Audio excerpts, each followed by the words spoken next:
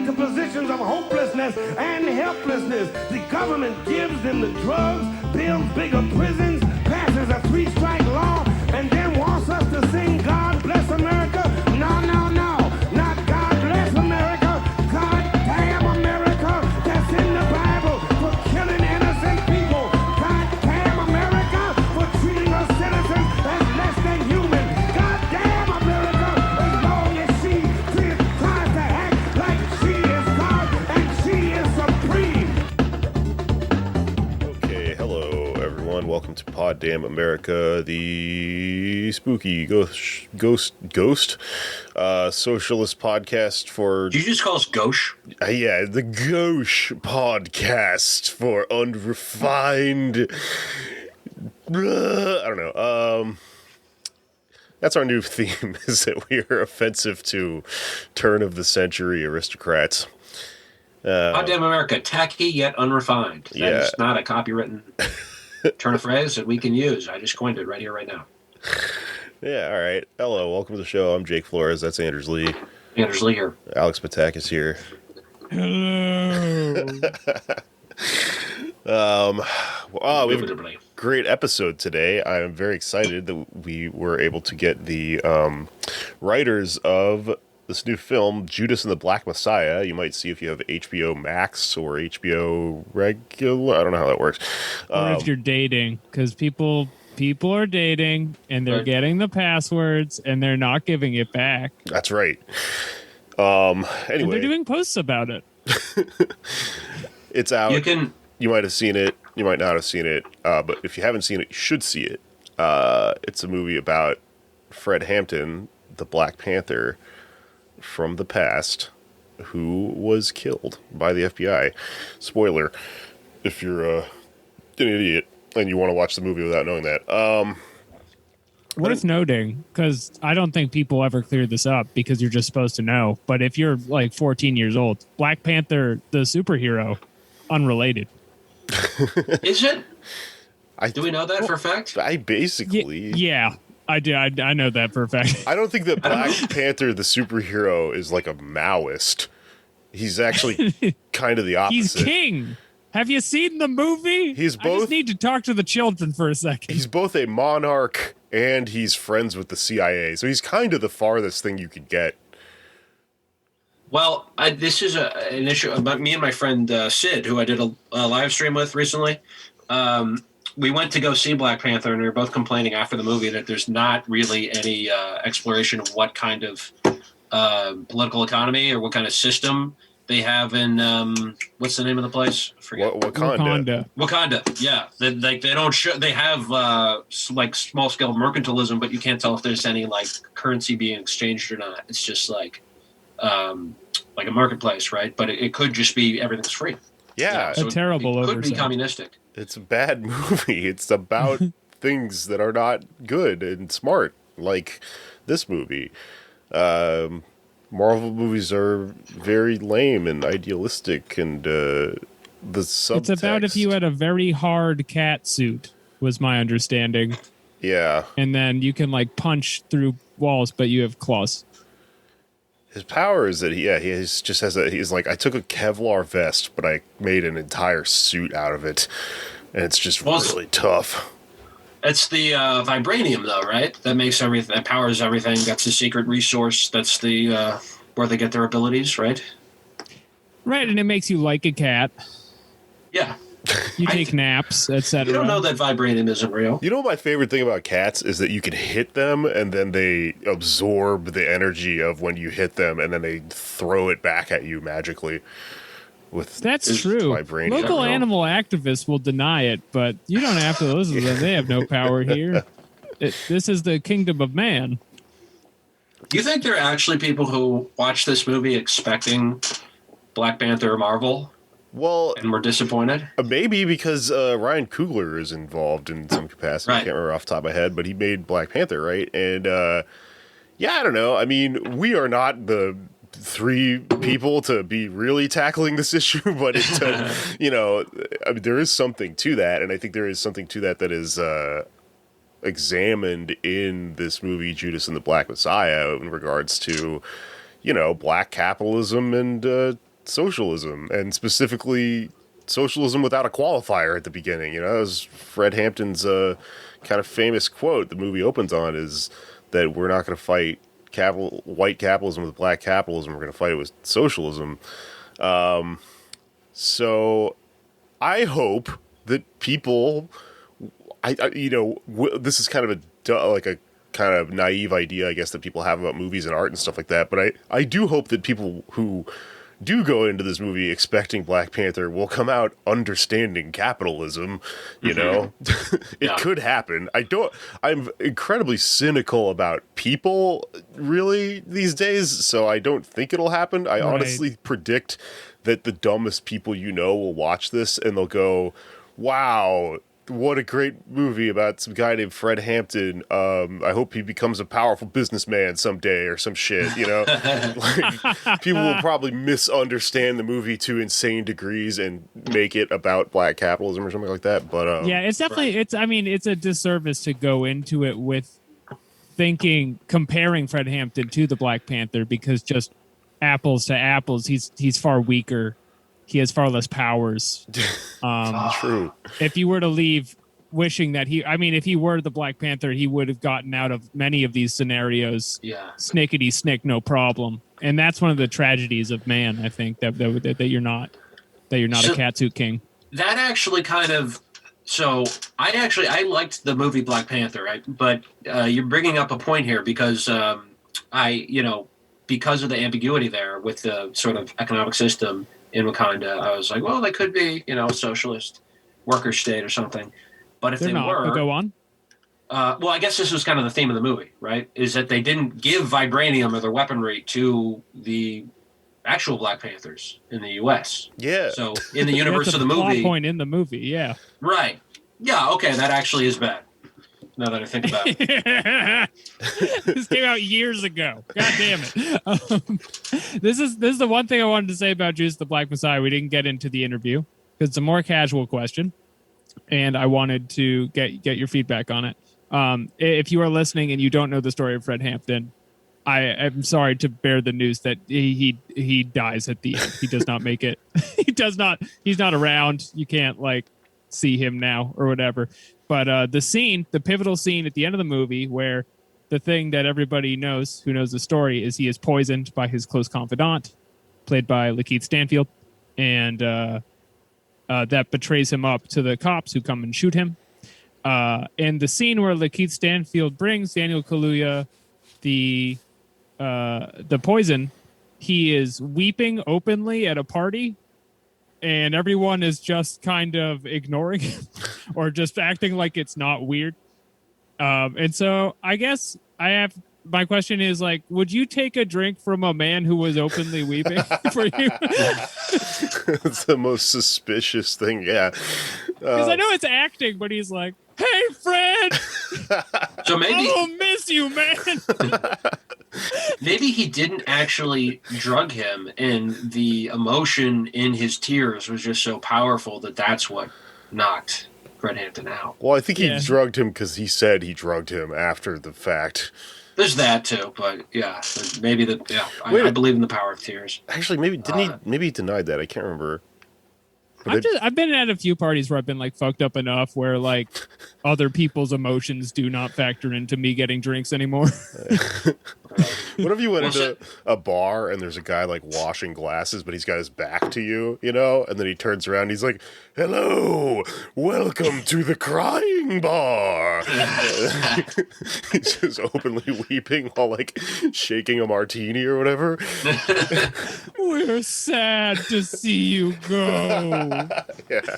You know what's interesting though? I found this out recently. The Black Panthers actually did not cry because they were so intensely trained and militant that they just didn't let the shit get to them. They just compartmentalized shit. What? Where did you read this? What? You can't just make up. What is this from? No, that's true. It was in. I heard it. I just heard it from an interview last night with our guests today.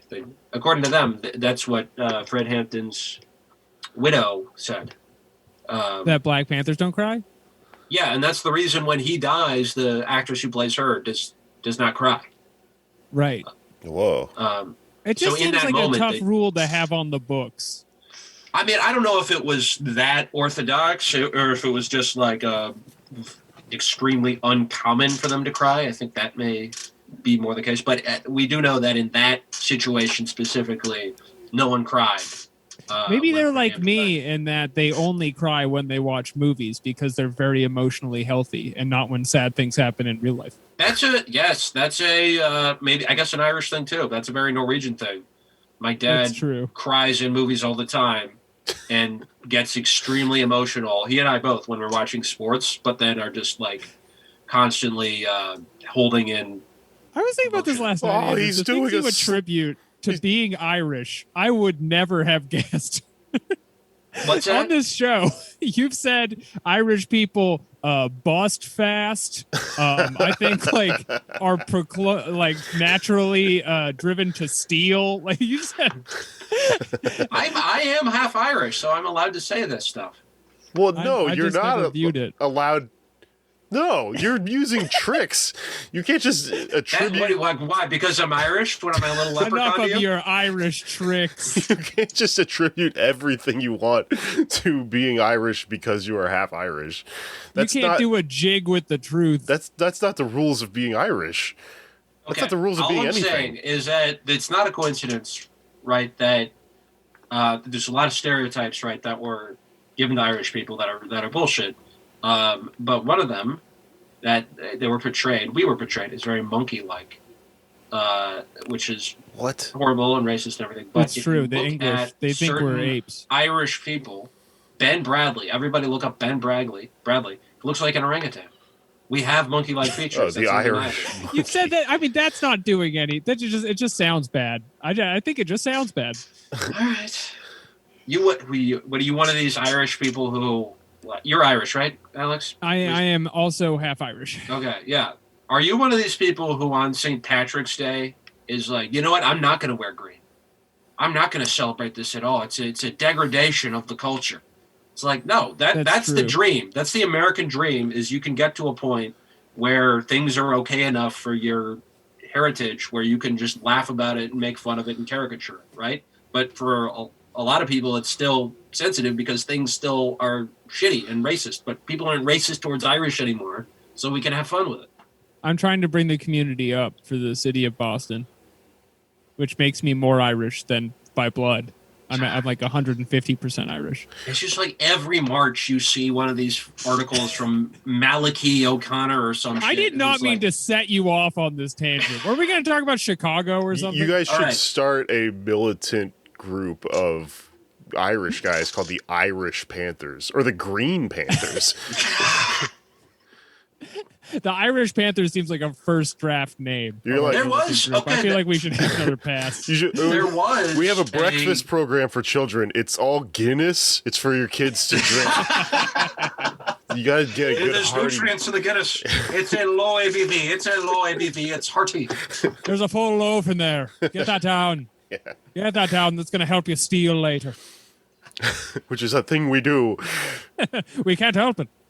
There was actually a group called the White Panthers, the White Panther Party, who I'm not sure if they were, because I watched this other movie. Have you guys seen Panther from the 90s? No. I watched that recently. It's all on YouTube. You can watch it for free.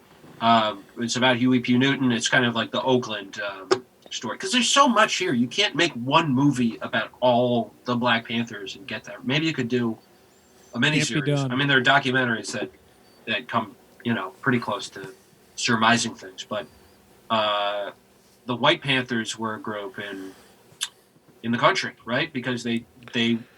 The Black Panthers were interesting in that, like, yes, they were exclusive to Black people, but they were not like, Malcolm X and other people at the time were saying, and he changed throughout his life, but when white people would ask, like, "Oh, what can we do?" A lot of people, nationalists, would say, "Nothing. You're the enemy." But the Black Panthers, while they were a Black organization, would say, like, "Let's work in solidarity. You form a group. Let's get together. Let's do stuff." And that's what happened with the Young Patriots, right? Which because is something they're that gets communists, right. They're not exactly. Black nationalists. Yeah, and that's one of the frustrating. And this is something we didn't get to in the interview, but briefly, like that's so now there's this article going around that's like, Fred Hampton, the Black Panthers, they made friends with racists, right? They've made friends with these guys who had Confederate flags, and it's like. Right. That's not the full story, right? If you I'm checking the Young Patriots Twitter likes, and it is not a good look, my dude. Yeah, you know what? We didn't get to that in the interview, but it's a really relevant thing to like what's happening in the stupid discourse and disinformation about the left right now. With these people are like when Bernie goes on like Fox News or something like that. It's like. Yeah, he's going on there to try to make them better. Like, it's not to subscribe to their racist ideas. It's to alleviate the cause of the thing that's causing them to be racist to begin with and, like, form solidarity. And isn't that the whole fucking point? Isn't everyone trying to win over those people's votes all the time anyway? Yeah, and eventually they were able to, from what I have heard, get them to stop using the Confederate flags because they just didn't understand that was, like, why that was as an offensive as a symbol as it was. Because, if you're from the South, it's like, oh, it's a states' rights thing. Or so they were able to actually, they weren't like, hey, you're in the KKK, we have the same interests, let's join up. Like, no, it wasn't like that. You know what would have been really funny in this movie is if there was like a long scene of Fred Hampton very patiently explaining to one of the young patriots like that he can't use that word, but very patiently. There's like 30 minutes. There's no fat to cut. We had to leave it in. Yeah. Well, what about Mark Twain? I read it. It's like, no. You mentioned not use and all this stuff. Yeah. All right. But what if it's in a song? I should be able to say it in a song. Yeah. And he's very patient, because he fucking formed all those bridges and stuff with people. Right. Yeah, and that's one caricature, right? And then the other caricature, which is the one that white people learn in America, and more than just white people, that American kids learn. And keep in mind, in this scene, the young patriot is like radical. He's like becoming radicalized. Exactly. He's like, so Mao said, all right, so Chairman Mao, just so I'm getting this right. Okay, sorry, I'm almost done with this. No, it's on the other hand, you have this caricature that they are black nationalists, right? It's just like the Black Power movement, the Civil Rights movement is just one big glob that all believed in black nationalism. And that's not the case either, right? They were about forming coalitions. And what frustrates me is when people say, like, oh, you want to highlight that because you're white and you want to feel better about yourself and center white people. When really it's like, if this was another country, you wouldn't need to do that, right? In other countries, you don't need to necessarily make cross-racial coalitions because it's more class and, the divide is like more clearly along racial lines economically. But here this is America. Like, unfortunately or fortunately, you have to make a multiracial movement. It's not about people's feelings. It's because that's the only way to establish socialism in this country is an interracial coalition of working class people. I have an addition for Jake's redneck Maoist character. Yeah. As Comrade Mao once said, the countryside is the can and the people are the beer. Yeah, it's like a can of Schlitz. Interesting. Slug it, comrade. Okay. We've probably done enough time, but did we want to cover any of that other stuff, or what are we doing? Well, Chicago, which is where Fred Hampton lived, and where there's a large Irish-American population as well, has been in the news. I don't know if you heard about this.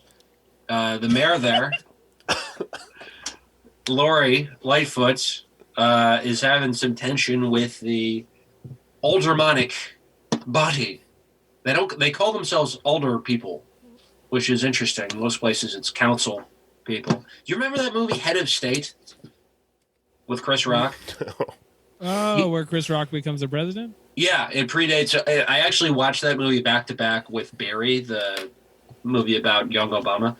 But anyway, in that movie, he's an alderman, and I remember watching it and being like, "What the fuck is an alder? Is that like a church thing or whatever?" But that's what Chicago's city council is called, and they're also nonpartisan. So when people say like, "Oh, Democratic line is taints you or whatever. Like, they don't have party lines technically in Chicago, but there are, of course, informal structures.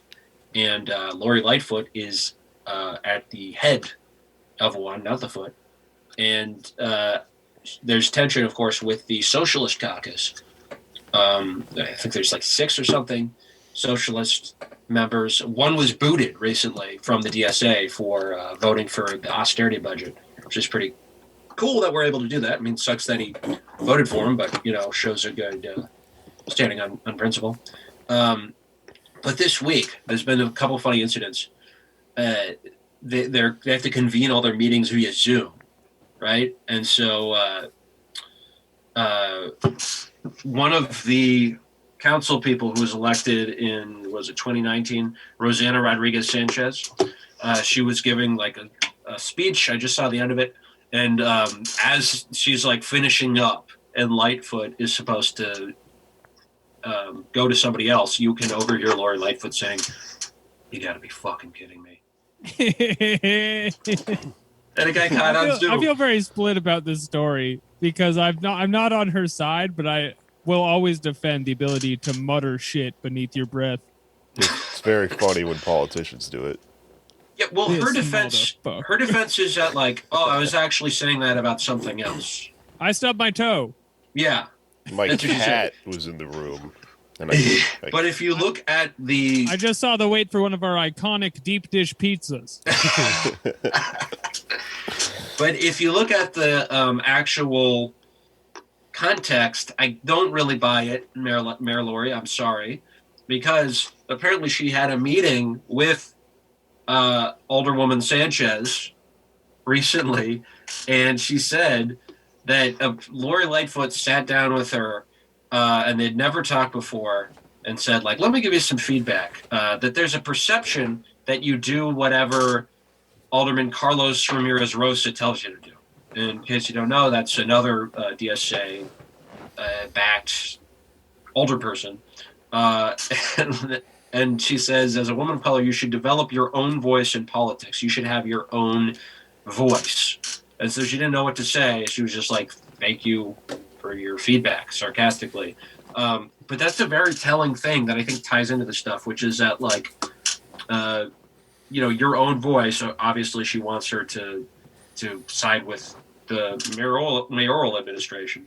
But this idea that like, unions and the left, these concepts are like foreign to a lot of the ruling class political figures, especially in cities like Chicago, right? She just doesn't have a concept that it's not that she's doing whatever Rosa tells her to do, Ramirez Rosa tells her to do. It's like they're part of a block, right? They're not just individual, representatives voting on things in isolation. They're part of a movement that has elected them to do specific things that they have to follow through on, or, like happened to the other guy, they'll get booted by that movement.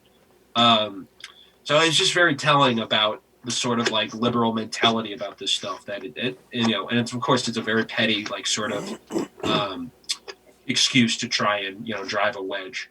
But yeah, I just thought that was sort of relevant to this, and like the idea. I mean, we've gotten so far away from where we were in the 60s during Fred Hampton's time that even an elected official voting a certain way and acting on behalf of a broader movement is just a totally foreign concept to elected officials in a place like Chicago.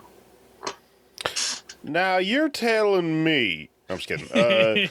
Speaking of mayors, we'll have to do an episode on this at some point. I will not be able to cover everything that's going on here in this little snippet I'm about to say, but I just wanted to fill in our listeners on something very cool that I found, which is that there are like 22 or 25 or 30 fucking people running for mayor in New York currently. We're in that part of the race where there's 1 million people, and I went through them recently, and I found one very awesome human named William Pepitone. He's related to like a former New York Yankee. And, is he related to Eddie?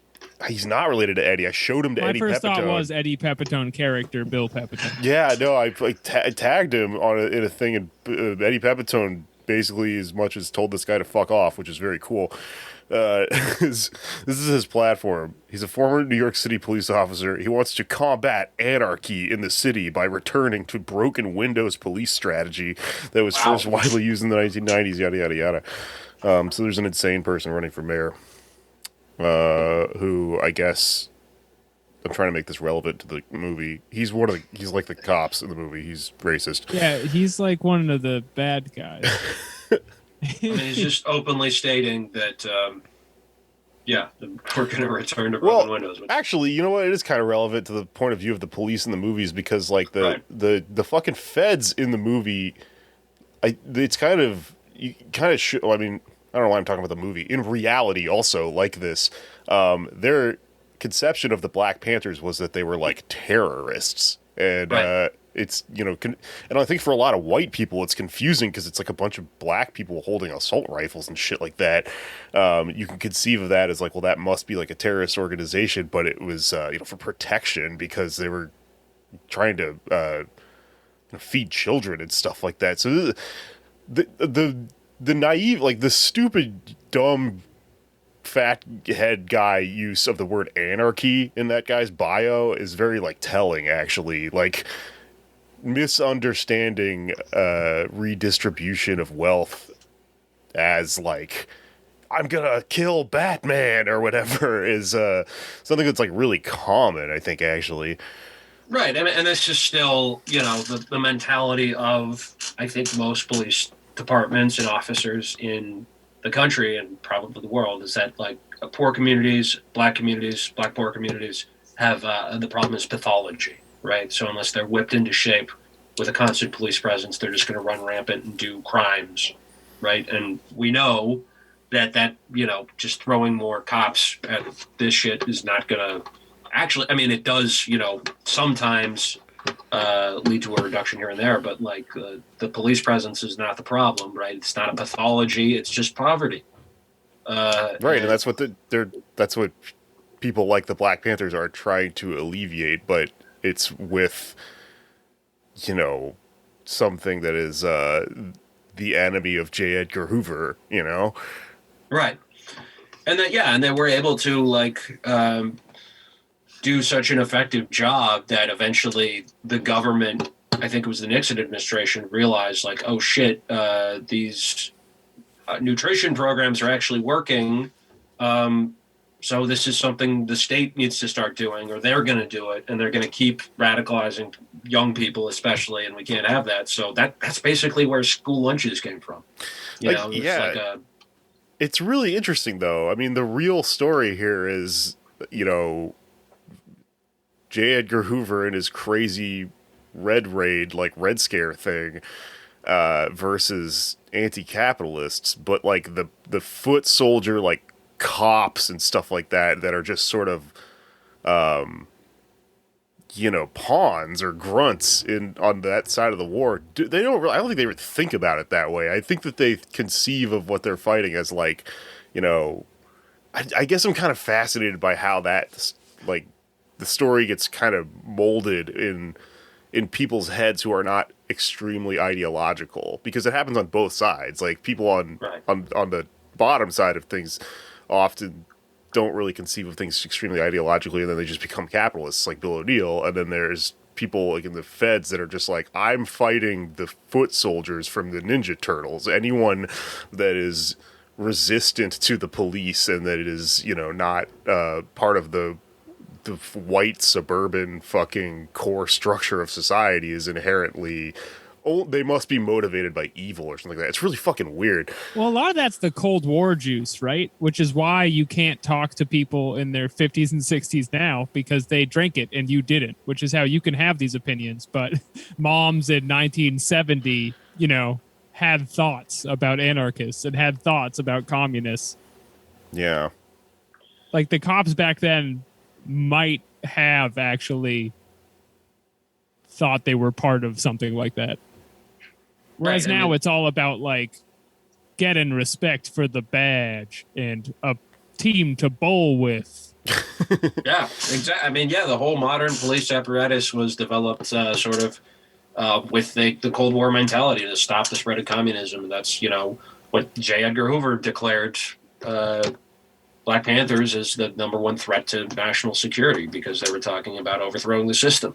That's it's a terrifying thing, and that that explains it, right? Now there are different rationalizations, but they're still somewhat the same, right? You look at Jeff Sessions saying the problem is black identity extremists. He doesn't say communists anymore, but it's still like, we're going to live in a society in 10 years, unless these people are stopped, where you can only watch Martin, Seinfeld is banned, and stuff like that.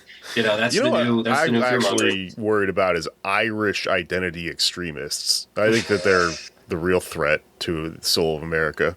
They're heroes. Yeah. They're just trying to make a future that you can live in, Jake. We're going to only be allowed to watch Cheers? What's an Irish show? I'll have to watch boring Irish movies that don't have any alcoholic people. We can only watch The Irishman? He moves to Seattle. We can't watch The Irishman because it's too stereotypical or whatever. Like the war on Christmas is a joke. The war on St. Patrick's Day is a real thing. There are enemies of fun and joy and everything that Ireland is supposed to be about, who are trying to snuff out our ability to celebrate our heritage by being drunk idiots. And this is another thing too. Leprechauns are real. And they're not something to laugh about, and they're not something to put on your cereal box. They'll trick you. And they might eat your bones. Because they don't abide by the laws of man the way you and I might. So are they good or bad? They're bad. Oh. They're very bad. Okay. Bad. Have you ever seen the film, what is it, Leprechaun in the Hood? The Hood, yeah, of course. Of course I've seen that movie. How dare you, Anders? I love that movie.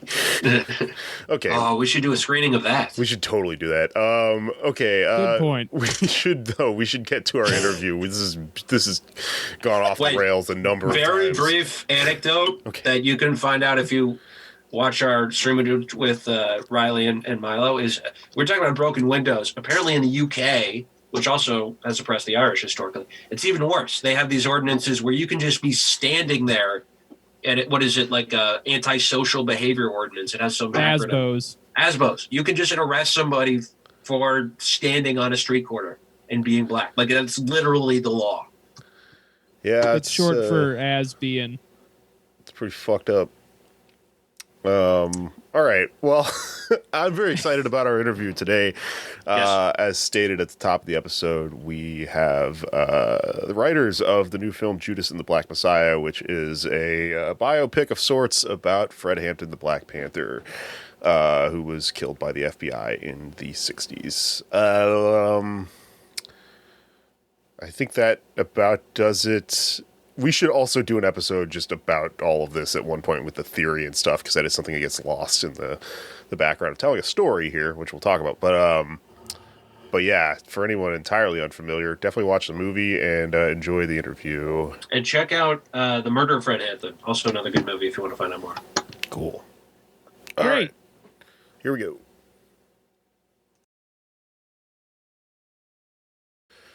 Okay, we are joined now by Lucas Bros. Welcome to the show, the Lucas Bros. Thanks for having us. What's up, man? Thanks for having us. Yeah, for sure. Thanks for coming to do the show. So, yeah, I was kind of pleasantly surprised, I guess. Maybe that's not the way to put it, but I was surprised for a minute when this movie came out and it was written by comedians. Which I guess to me that was it threw me off for a second, because usually artists don't really have the political imagination that I would like them to, but then I, sort of thought a little bit about who you guys are, and I went, oh, okay, that makes a little bit more sense. And the third thing that happened is I was like, holy shit, I bet I could get them to come on the show. So thank you for joining us. I don't know if we particularly cross paths that much, but I do remember seeing you guys like at Cabin and stuff like that back in the fucking days. Yeah, the Cabin days. Rest in peace. Yeah, and I always thought you guys were really funny. So, yeah, on top of it being comedians that wrote this movie about Fred Hampton, funny comedians. Another thing I often can't believe.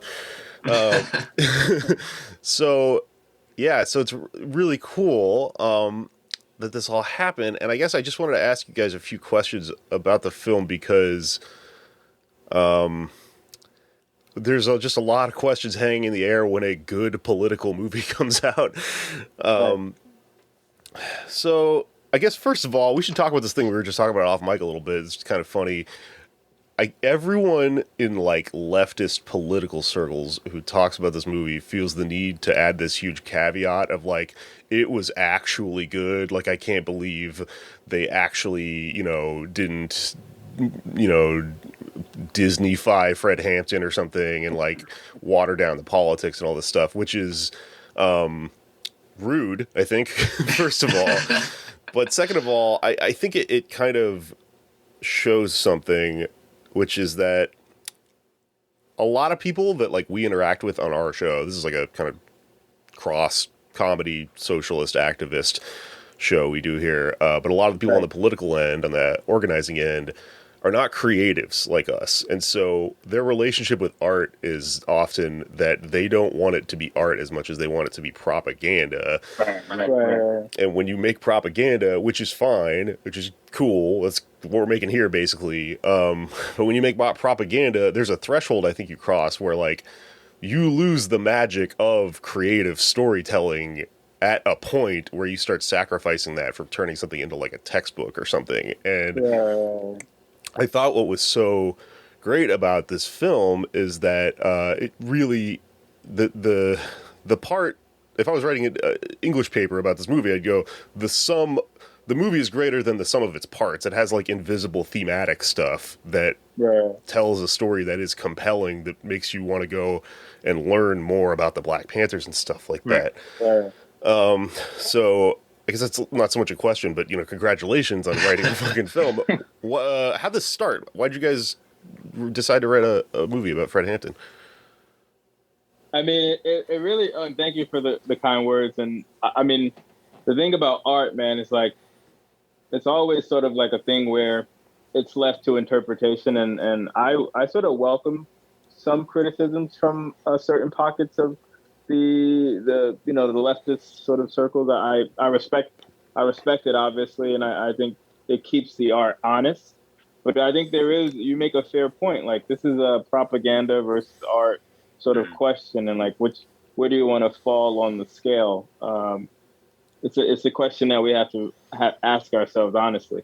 But it started in college. It started in 2004.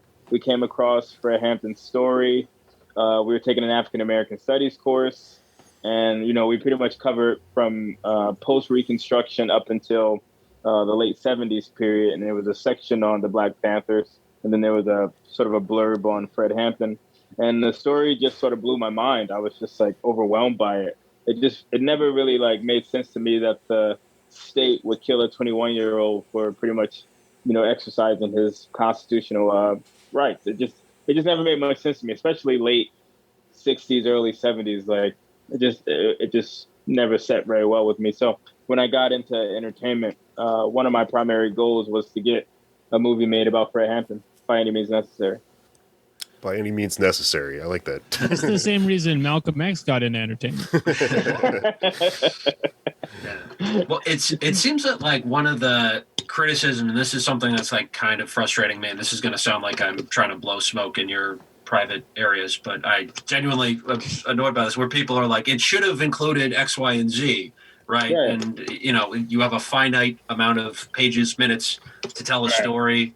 You did not include every dump Fred Hampton ever took. There's plenty of things that just they're impossible to put in a finite work. But that must have been a difficult process, though, right? Deciding what to include and what not to. How did you go about that?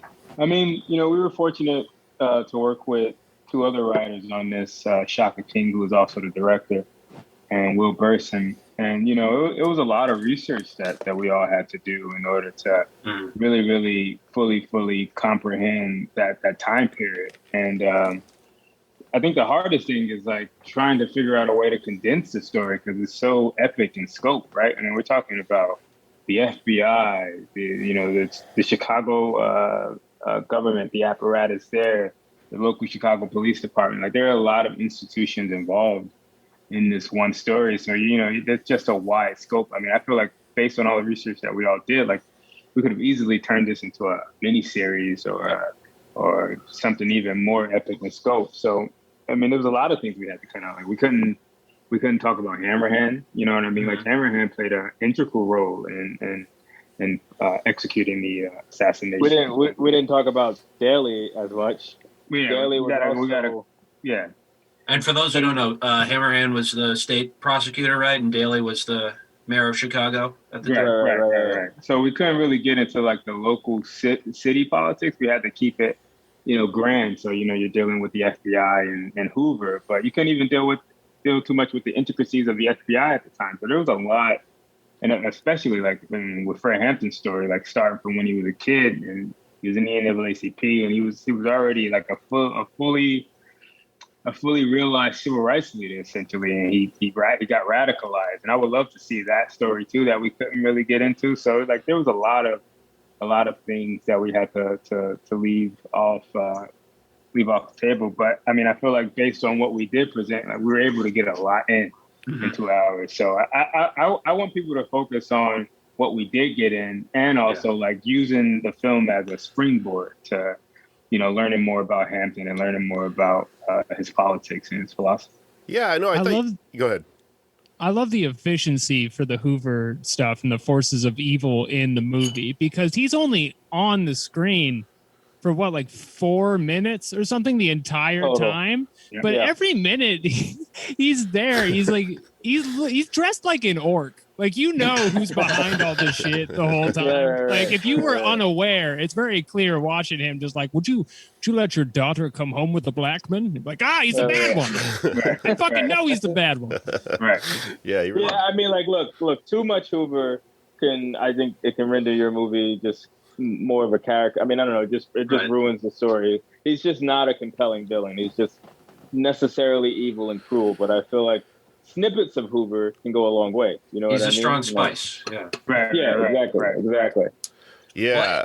So the thing that you chose to do with this movie, because it's like there's a very deliberate choice, it seems, that was made of what to focus on in terms of telling the greater story here. I thought was really interesting. A lot of people on our stupid Twitter feed have kind of been like, why would they focus on Bill O'Neill? But as soon as you realize it's written by the damn Lucas brothers, you're like, oh, they're twins. Like, there's a duality going on here. This is a story about there being two wolves inside of you, and which one do you feed? Right. I thought it was great because the dilemma that persists in all of our fucking lives and in society, and especially with us as like artists, as creative types, is this thing where you go, do you take the Bill O'Neill path or do you take the Fred Hampton path? And also the Bill O'Neill path is very like humanized in this movie. It isn't just like, look at this rat, look at this fucking, guy who made the wrong choice. He's a victim of circumstance like everyone else. And I thought it really painted a really accurate picture of how all of us are on some level, and even the fucking FBI guy at some point is a victim of circumstance and not knowing, like until he's in way over his head, more Bill O'Neill than the FBI guy, but everyone, like, it's like Shakespearean or something, like everyone is sort of, caught in the whims and actions of everything around them or whatever. I guess, can you tell me a little bit about why you focused on Bill O'Neill? I mean, I think you sort of kind of hinted at it. I mean, this is a story about dualities. This is a story about contradictions. This is a story about capitalism and socialism. You want to see both sides of the coin. You know what I mean? Like, I think, look, Fred had no idea who Bill O'Neill was when they were alive until Bill O'Neill introduced himself to Fred and changed their lives for the worse, I would say. So I feel like I feel like they were both victims of circumstance. Obviously, Fred more so than Bill, but I feel like if you want to really have a full picture of COINTELPRO and the systemic forces that sort of led to their outcomes, you have to see both sides. And that's sort of my logic behind it. Also, it's like, I just think you tell a more powerful story with the juxtaposition.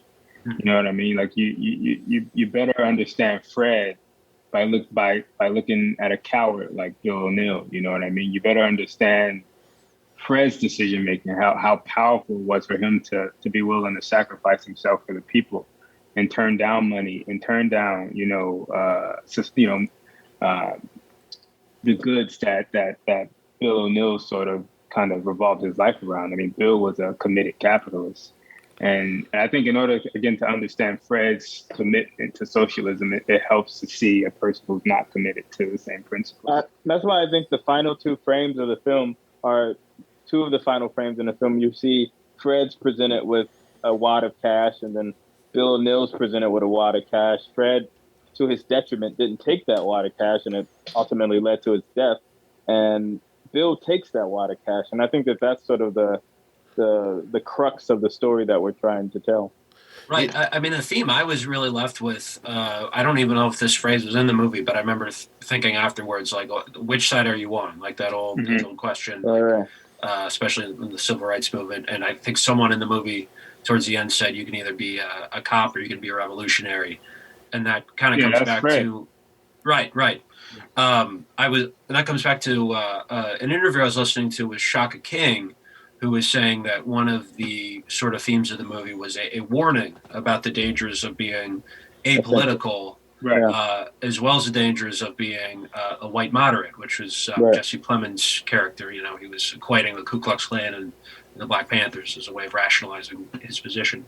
But with those two things, how do you feel? You know, why did this movie feel relevant today? Like, what do you think that the like current manifestations of apoliticalism and white moderation are?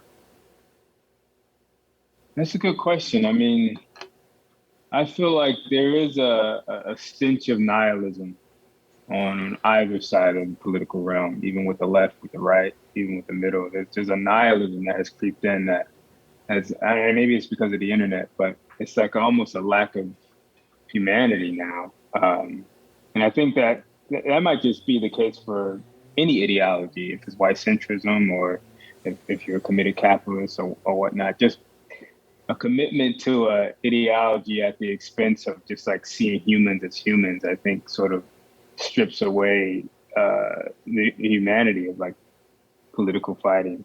So I don't know. I mean, there are dangers in each ideology, but I wonder, does that apply to all ideologies? If you're committed to a particular belief system, which eventually leads other people to become, I don't want to say inhuman, but almost like you don't even see your opposition as people. You know, you're so committed to your principles that people don't even become human. So I don't know. That's a tough question. I don't know. What do you think? Yeah, I mean, I hate to say that that there are dangers to one side and those same dangers don't apply to our side, because if you look at the film, I mean, Fred does end up being killed. He's martyred. I mean, his belief system led to an outcome that wasn't really beneficial to his particular movement. Obviously, you have to take into consideration that there were forces acting to make sure that he died, but the rhetoric does contribute to his death. You can't ignore that, right? So it's like, I don't know. I think it depends on what you decide is winning and losing. Like, you know what I mean? Like, at the end of the day, the capitalists and white supremacy wins in the end. So for Hoover, it would be deemed a pragmatic victory, I think. But I don't know. I have a hard time just like coming down on one side. One thing go ahead. Sorry, you go, Jake. I was gonna say one thing that I really enjoyed about the film. Sorry, we keep stepping on each other.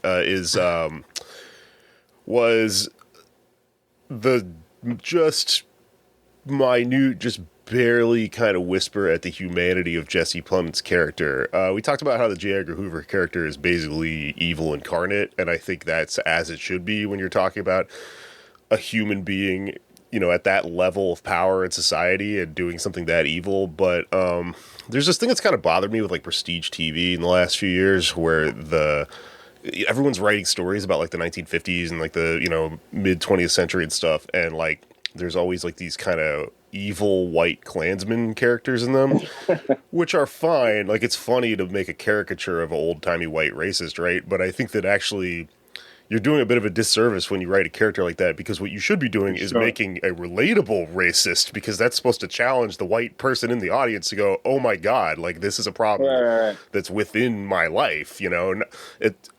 Liberals kind of have a tendency to other that and go, no, I'm the good type of white person, yada, yada, yada. And I thought with Jesse Plemons' character, when he realizes that one of his operation is lying about one of the moles and manipulating the Black Panthers, and he loses his justification for the entire mission, which is that he thinks one of them like tortured and killed somebody, but it was actually his own guy or whatever. You get like something more three-dimensional that portrays this as a system that is, you know, we are all victims of, which is what fucking Fred Hampton was talking about when he went around and you know, he got the redneck revolt guys or whatever to come join him and stuff. Yeah, it was really cool. Yeah, I mean, it's like if you vilify evil and make it too cartoonish, I think it does strip away the realism of it all. I mean, I don't think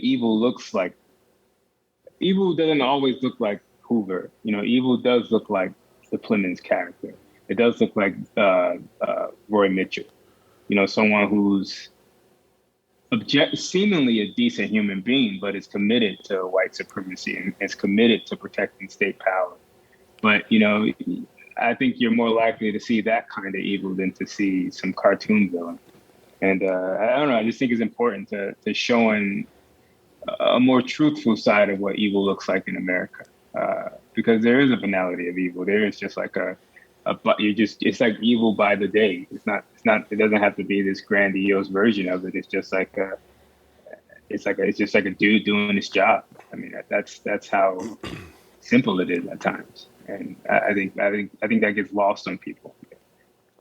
In regards to nihilism and the, you know, inhumanness, Keith was saying that we're facing now, I think the Fred Hampton story is kind of the perfect one to tell, because the world we live in now, like, we're doing the white moderate presidency right now. Like, we've officially, like, we got together as a powwow as a country and then like pick these things, you know, if they're not unpopular decisions.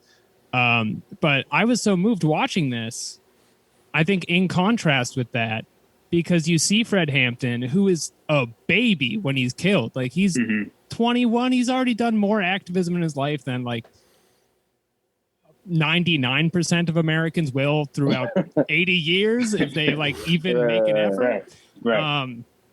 But he lives in this moment that isn't the one we're in now, where there is an impact, and it seems like there is this open roadmap America could take that asks more radical questions about empire, about race, about, you know, inequality, that just gets smothered in the cradle.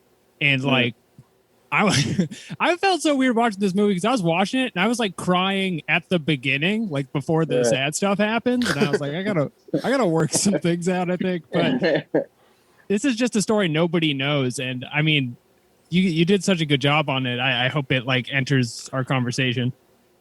I saw a tweet that someone said that they spoiled the movie because their white roommates were watching it and didn't know that Fred Hampton dies at the end, and their roommates were like mad. So crazy. Yeah. Yeah, it's so weird. I mean, like, but it's not that weird. It's like, yeah, it's fucking a black socialist who died when he was 21 in Chicago. Like, why would people care? Like, I mean, like, why would that be something that I think people should care, because the government fucking killed him? But if you don't know that, and if you just think it's a shootout, then like, why would you care?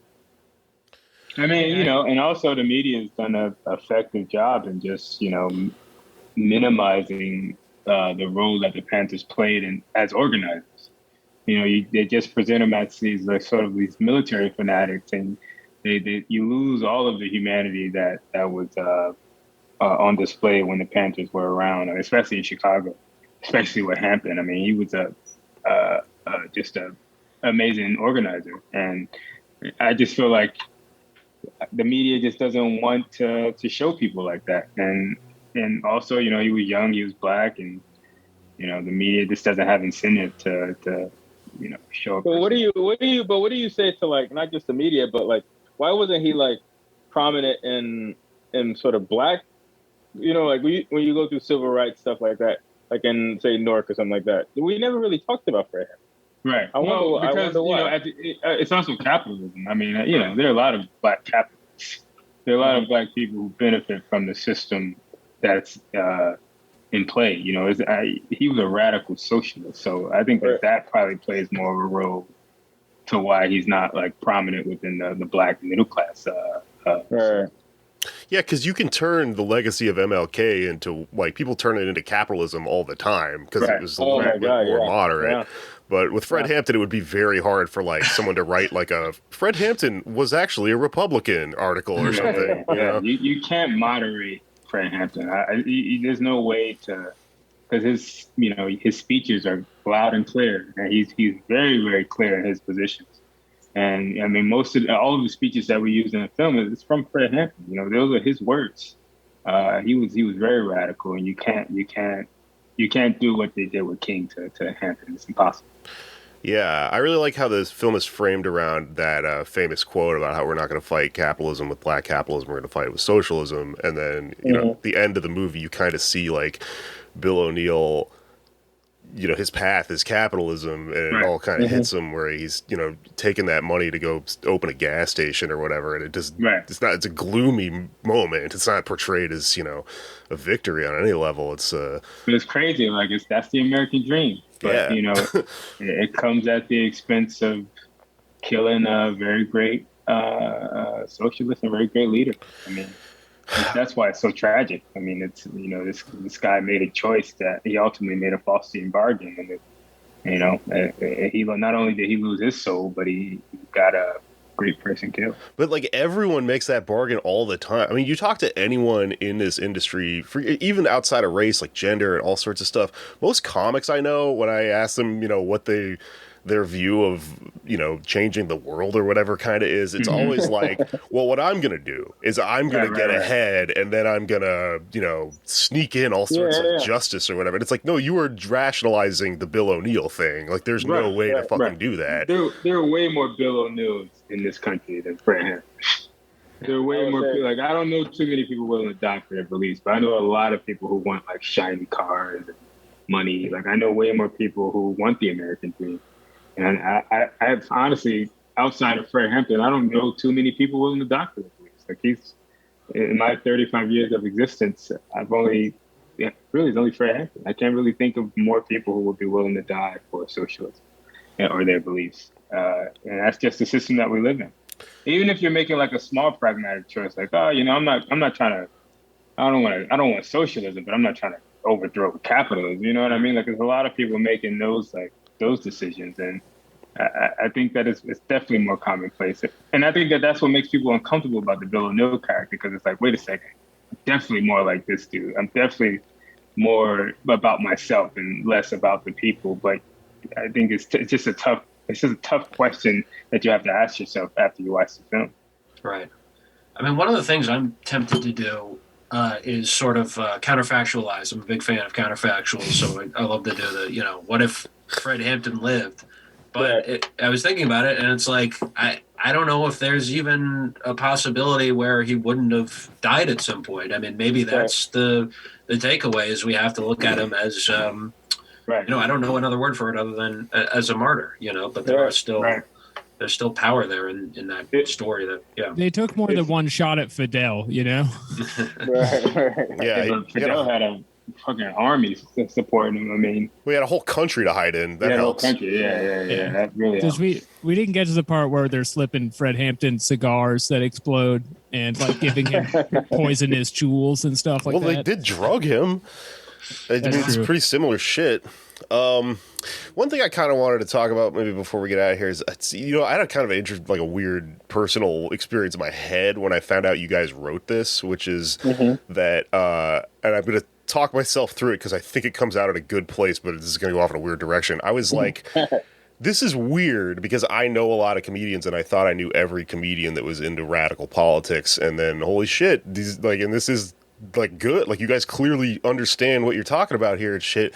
And it took me a minute to go all the way back around and go, oh, right, they're black. Like you, like, because what's happening in my head, I guess, is when I think about radical politics from a perspective of somebody who's not like black in America, when we learn about a thing like Fred Hampton, we're like running around going, why the fuck doesn't everyone know about this? And like yelling at people. And it's because like there's some naivete in it, when you're like, sure. This is the first time I've ever heard that the government is evil or whatever, And so I was like, oh, right. I keep forgetting that like there are people in America who have like, who know about this, but are coming or have an entirely different perspective on it, which is, you still have to be an artist and navigate your life and all this stuff. And you also are not constantly contradicting this. You just kind of have to carry both these things at the same time or whatever. And so I guess I'm kind of fascinated with how you were able to make a movie that does the function of telling the story of Fred Hampton while still being like you're not like overt, yelling in people's faces like political people or whatever. Like, I mean, it takes a village to make a film. I mean, we had the idea, but someone like Shaka, who was also just as hungry as we were to make something that was compelling. He brought a whole different set of experiences that I think really, really took our idea to the next level. And then Will Burson, the other writer,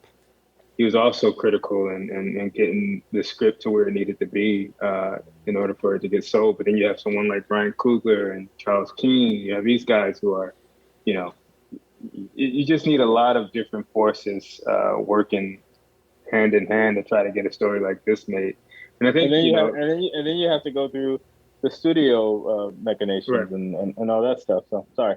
Yeah. So I mean, it's just like one day I want to get an opportunity to just like lay out everything that went down because it's just like grand in scope. I mean, and I think what helped us was that everyone involved in the project, from writers to director to producers to cast to crew, everyone was really committed to making sure we told Fred Hampton's story as best as we could, given all of the constraints. Everyone brought their A game. Well, I guess there's kind of an assumption that people make, though, that you can't, like, the process of making a movie is going to somehow take the anti-capitalism out of a thing like that, though. And everyone's kind of amazed, like, oh my God, they kind of got it through, But I mean, that's a testament to Fred Hampton. That's a testament to his actual words. You can't water down Fred Hampton, especially if you want to be, especially because we had, Mama Akua, his fiance and his son on set every day. Like you can't water down Fred Hampton, and that just wasn't going to happen. We just needed to figure out the most compelling way to present the story to studio so that we could get that back to make it a big budget film, because it's not easy. Yeah.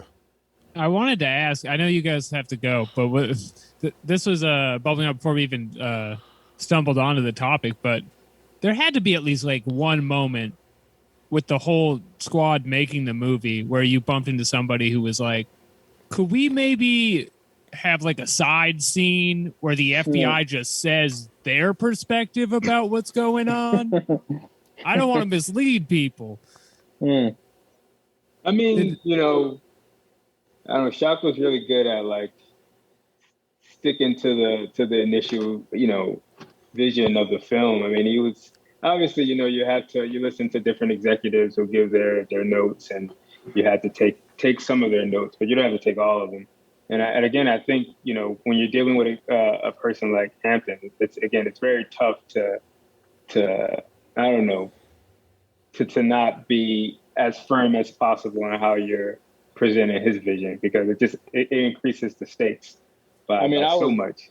I was very shocked that Warner Bros. Allowed for us to get the Jake Winters scene in there. Like, I was like, they're gonna definitely not want Jake Winter like killing cops in the movie, and they were like, yeah, it's gonna happen. So I'm like, whoa, that's it was crazy just how supportive they were in terms of not trying to strip down the anti-capitalist rhetoric or the anti-police rhetoric. I mean, for a big budget studio film, we got a lot in there. So, that's just kudos to all the people who were involved, who were committed to making sure we told Fred's story as truthfully as we could. Yeah, well done. It's a great film. I don't want to take up too much more of your time. I know you guys got stuff to do. So, does anybody else have anything real quick before we get out of here? I did kind of want to ask very quickly about Go for it. Okay, you guys are both from Newark, and it's a very interesting sort of city for a lot of reasons. But right now, the mayor there is Ras Baraka, son of Amiri Baraka, who was a civil rights activist and a poet, great poet. And he was sort of elected as sort of like an anti-austerity candidate, from what I gathered in 14. I was wondering what your sort of evaluation of him is and how that speaks to like broader black politics in America, because he seems like he's done a lot of great things, but he also like has been courting Amazon, as well as I believe he called the defund the police movement the bourgeois or something like that. Right. So I just wanted to get your take on him.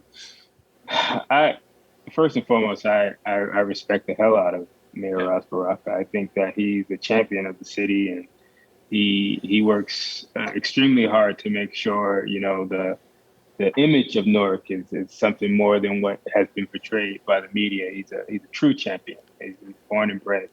And obviously, when you're running for office and how you actually run office, it's two totally different worlds. I mean, I think obviously the rhetoric to get into office, you have to have strong rhetoric, and you have to appeal to people. So he did what he had to do to get elected.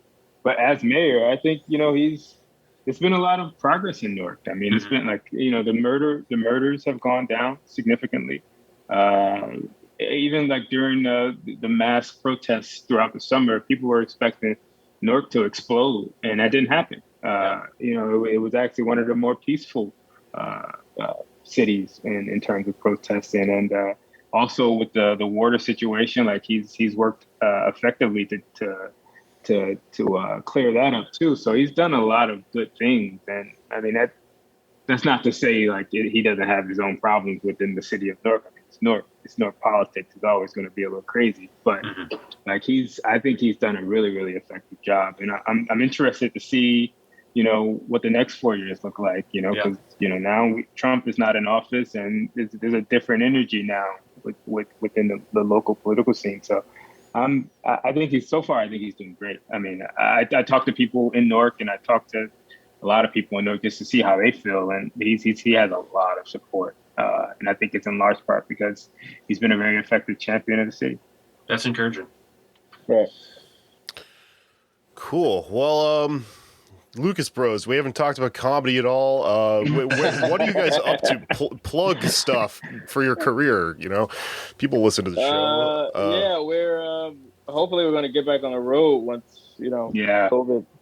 I want to get back on the road, man. Desperately dying to get back on the road. We're working on this movie with Judd Apatow. That's autobiographical, and we'll see what happens with that. Autobiographical of Judd Apatow? He wanted some black writers to spice it up. Yes, it's autobiographical of Judd Apatow, and we're writing and directing it. But we're just trying to not. Yeah, I'm just waiting for the summer, man. The winter has been very, very brutal. So I'm just like, once the sun comes out, I don't even like. I kind of want to take a break from everything, just because it's been a lot. The press run has been crazy, so I was just like, I want to take like a 2-week or month break and just like philosophize or meditate somewhere. Who do you want to play you? I want Kenny to play me. You're just gonna swap it. I was going with Michael B. Jordan to play me. But, all right. Well, that'd be funny. That would be a funny movie. If there was a movie. Kenny's character. There's a movie about a lot of the film. It'd be funny if there's a movie about the Lucas brothers and everyone understands they're twins in the movie, and then Keith is played by Kenny and Kenny is played by Michael B. Jordan, but they're supposed to be twins. That's fucking hilarious. And then Keith plays Judd Apatow. Yeah. Oh, that's a great movie. I'll watch it. I'll watch 2 minutes of it. 2 minutes of it. All right, y'all. Well, thank you so much for your time. And Of course. once again, great fucking movie. Congratulations. You made an anti-capitalist movie. Everyone thought it was impossible. And it's We got it done. Got it done. Thank you, guys. Hooray. Yeah, solidarity. Solidarity, guys. Okay, let's do plugs and get out of here. Anders, what do you got? Oh, this is real. This is real, yeah. All right. We played a recording of Jake saying that earlier just to fuck with me. I had a whole riff about turning into a horse. Anders was talking about turning into a horse. The microphone was not on. It was very confusing. I didn't know why he was talking about that. It's because he thought it wasn't brief either. It was like minutes of a lengthy treatise on if he was a horse. Only to find out we were not recording. So we're recording now. So plug your horse thing and let's get out of here. I have a Kafka-esque transition into a horseman, and I need your help to do a GoFundMe. But you know what is actually more important than that? If you're on GoFundMe, I'm actually going to say that my horse problem isn't that important, because that's the kind of guy I am. The Hampton house needs to be saved. They are trying to knock down Fred Hampton's house or something like that in Chicago, and so they have a GoFundMe for the Hampton house. They do have a lot of money at this point. They've surpassed the thing, but I think they still need more. This is mostly just a virtue signal on my part. Buy Fred Hampton's ghost a second house. Yes, that's what is needed. Save the Hampton house. Look it up. GoFundMe. At Anders Lee here on Twitter, and volunteer. Get out there if you're in the DMV region for Karishma Mehta, who's running for Assembly in Arlington, my hometown at the south side of Arlington. Also, you can phone bank for her if you're not in the region. That's what I'm going to do soon. Check her out, Karishma, Karishma, and her last name is Mehta, like Raghav Mehta. Awesome. You can find all of my things on twitter.com at Patak Jokes. That's PTAK Jokes, where all of my podcasts lie. And if you can, just support Anders' fictional horse GoFundMe because he's in a really hard spot. Especially one part of me, if you know what I mean. Especially in that one part. Yes, face. Well, what else is there to say about that? That's it for me. Other shows, Why You Mad? We have a we have a Patreon you can subscribe to for our bonus episodes. Also gives you access to our Discord if you're one of those freaks. And we did like a fun movie night thing on our Discord the other night. It was pretty cool. So give us money if you want to do all that shit. We also have merch for sale. I have t-shirts. I made those bandanas way back before coronavirus. I didn't know it was happening, but we have them. I have stickers we made. That's it. I don't really have anything else. I have an album coming out We soon. made the stickers before we knew about coronavirus. Also, well, no, for They're real. unrelated. You can't go anywhere, so I can't put these fucking stickers up anywhere. Originally, the idea was I was going to put them all over the country, you know, because I'm a little troubadour. But that ain't happening. Our listeners Put them can in do your that. bathroom. Put them in my Our bathroom. listeners can do that. We can do the original posting, which was putting stickers, writing things on bathroom walls and doors and, graph art. Yeah. You order the stickers, put them in your local bathrooms, public bathrooms, and that's how we'll spread the word. Yeah, sorry. They cost $3 because I had them made by a good company that does union shit.